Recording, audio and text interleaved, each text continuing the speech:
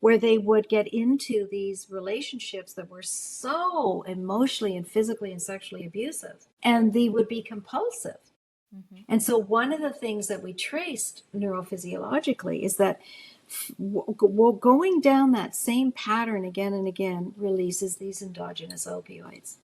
So you hurt yourself, you cut the body, or you go into a traumatic situation, like a guy who was sexually abused by his mother, who ends up repeating these patterns in, strip clubs and massage parlors and whatever, where he's feeling shame and hopelessness and helplessness. And so getting underneath those behaviors that are so uncomfortable for people to be with.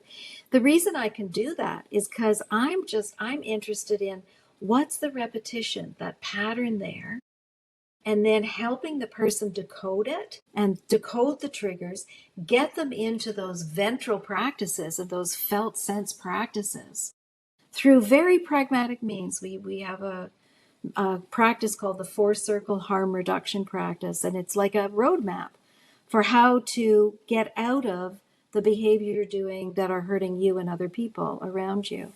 And they're very embodied. So it's about working with the nervous system and working with our embodied felt sense of our experience.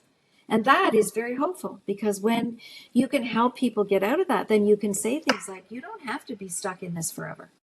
You can practice, but you have to work really hard, especially if you've been up to this stuff for a long time. Yeah. Not Decades and overnight. decades sometimes, and you have to also kind of laugh. I mean, I know it maybe sounds weird to people that aren't in this world, but we have to, the people that come to work with us have to know that we at least like them. And some of those people I love.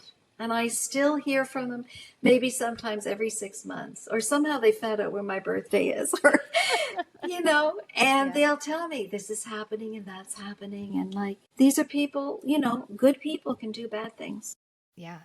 I think there's a lot of safety with another person when they can see past the things that you've done and see who you are. Yeah. That because shame is written for both sides, like the one who betrayed and the one who was betrayed. There's so much shame. And when you can look into, like, when you can see past all of that and say, oh my gosh, that must have been so hard to have experienced the things that led you to do those things. Yeah. Like how the defenses just kind of crumble in that moment of, oh, you see me. And at the core, what do we all want? To be seen and understood and to feel felt. What Dan Siegel says, to feel felt by another human being Yeah. creates so much safety and security. What a quick way to move into that ventral social engagement is, Exactly. oh, you get it. I don't have to have all of my defenses out Yeah, I can anymore. be. Yeah. And when you can help and witness a couple be able to do that together Yes. through, as you're experiencing in your life, this is just so amazing. I mean, how lucky to witness that and be part of that and to support that, because the partner has also got their own story, Mhm. which is being healed in relationship with the person that has done the acting out. Yes. And together, when you can get, that's why I love couple therapy, because it's just so you get like this front row seat to this, all this juicy stuff that's going on. And people are way more motivated to work out stuff with their intimate partner than with you.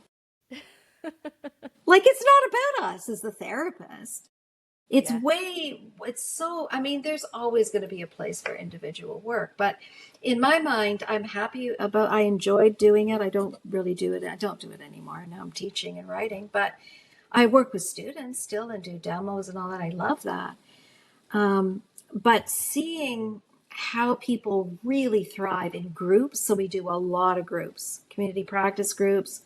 We're starting one again soon. So I love them. Um, and also in their intimate relationships. I mean, this is really the juiciest place to work with people, where they have the most investment in their lives. Hmm. And so it's just very rewarding work. Yeah.